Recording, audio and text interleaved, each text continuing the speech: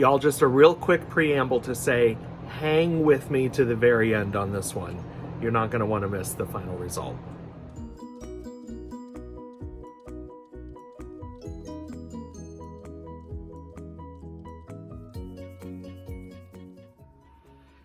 Hey y'all, it's Jameson.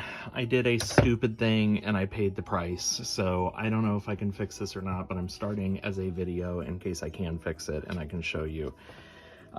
Look at this. I finished this gorgeous elephant piece using this Murini, and you can see this crack. It cracked all the way across right there. And I know what I did wrong, and it was stupid. So it's not the annealing schedule. I annealed this sucker for 6 hours, and then I very slowly ramped down. That's not the problem. The problem is I forced this into this frame, and I should not have.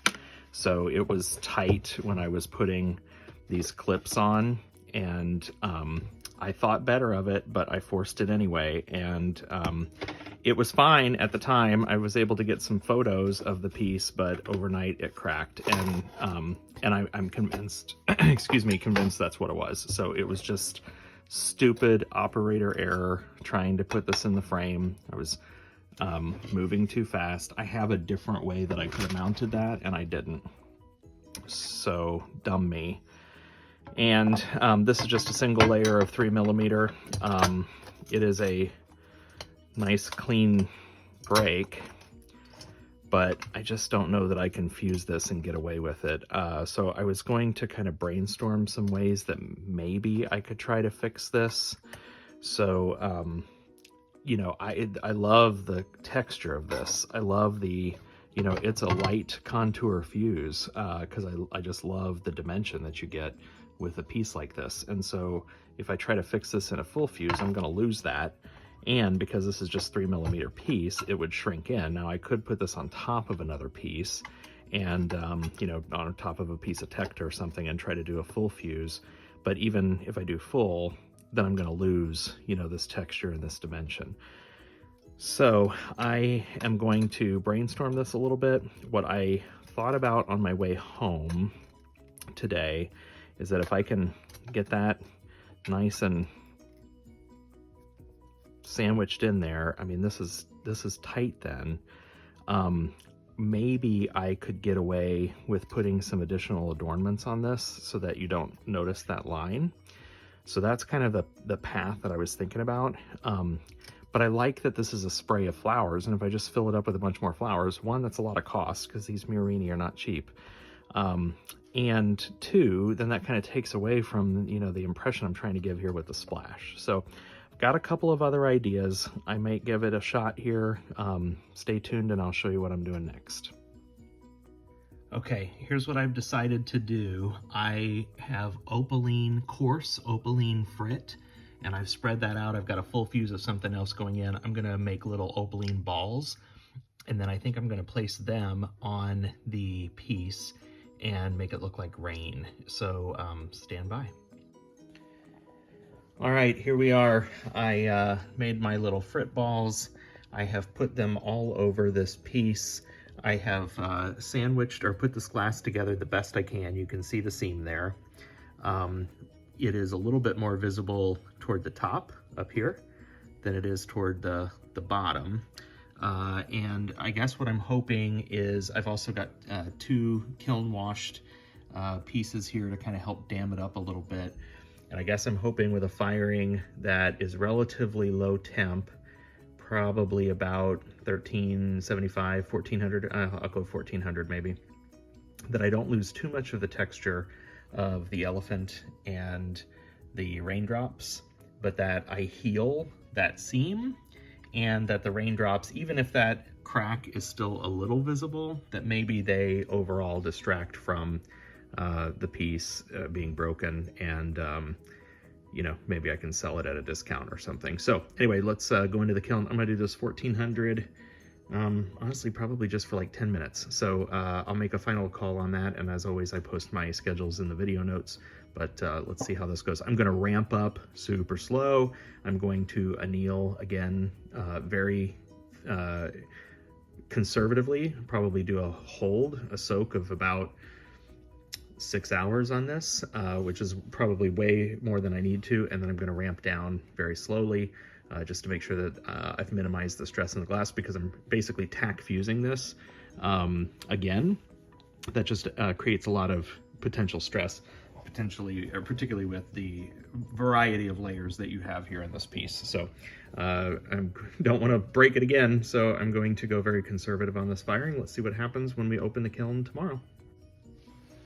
Okay, it's done. It did separate right at the edge there, which I could have tried to put a little raindrop on the edge to try to hold it together a little bit, give it a little more volume. But the problem is I want to frame this, and so I can't have anything too close to the edge. I suppose I could have ground it down, but, well, you can kind of, there with the reflection, do you see the seam with the reflection? I was going to say, it is very difficult to see the seam, but you can kind of see it with that reflection. I'm gonna go ahead and pull this out and get it cleaned up and take another look. Generally speaking, I think it's a save, but let me see what it looks like.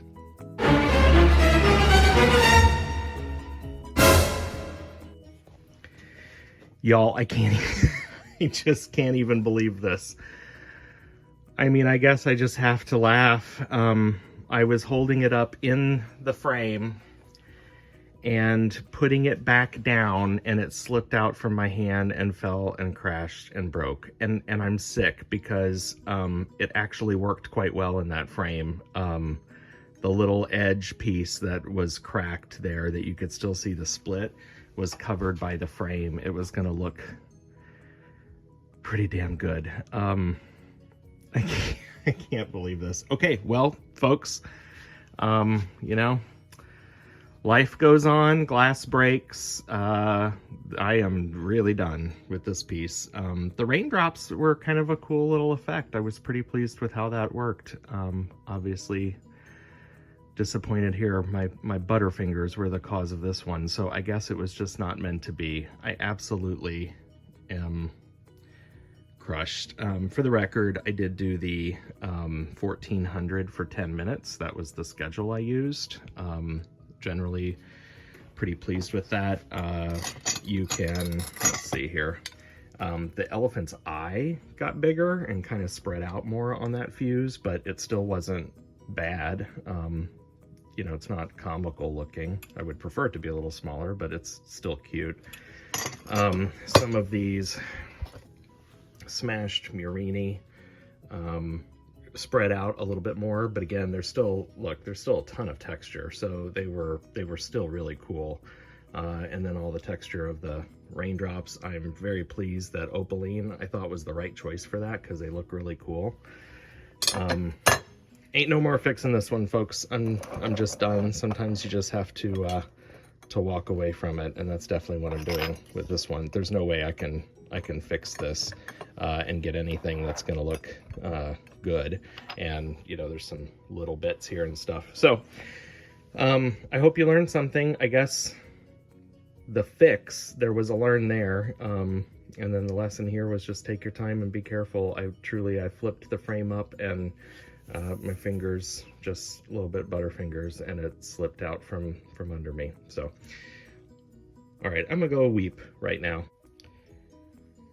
I said I was done, and I don't know why I'm not done. It's like a gambler who can't walk away from the table. So I've pieced this sucker back together. I put a few more frit balls on there, and extra flour. I've covered the thing in some powder. I'm gonna fire it and just see what happens. I mean, you know, $3 in a kiln firing and a little bit of powder versus going right into the scrap bin. So I don't know, let's just see what happens. You guys, I may have fixed it. So you can definitely see the seam of that crack that runs through the middle there. But some of these other seams are not quite as visible. I mean, there was one that ran right up through the middle here. There were some gaps that I was a little worried about. They fused in nice. So this is still cooling off. I'm gonna let this finish cooling, and then I'll pull it out. Again, I don't know if I'm gonna be able to sell this really, or feel that great about selling it, or probably at a very significant discount, This was more or less just a learning to see if I could fix it, and I think I did, so, or at least well enough to make me happy. More to come. Okay, I will show you the back of this once it comes out of the frame. I'm not sure if you can see this. Can you see all, sorry, the lighting's so crazy with the sun streaming in. Look at all the cracks. This is the back of it. I did put it into this frame. It is not edge to edge, but it is just enough to kind of close up any gaps.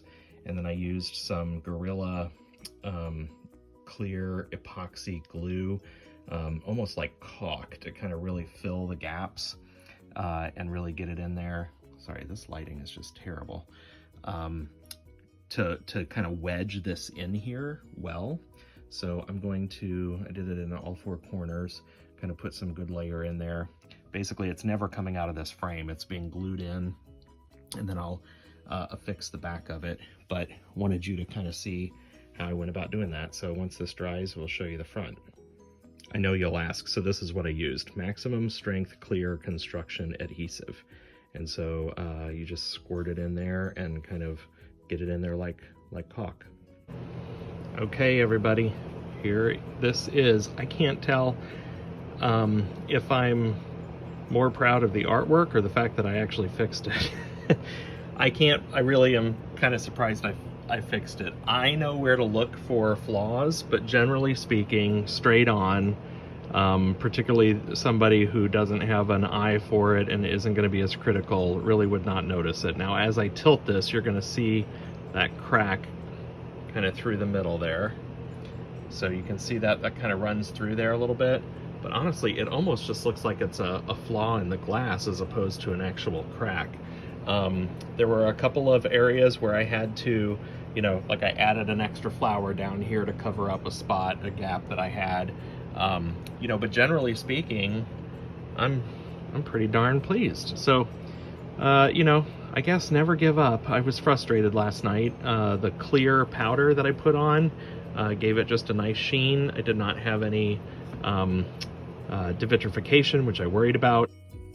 It's still funny to look back at how many different pieces this was, and you know, I'm pretty pleased with being able to fix it.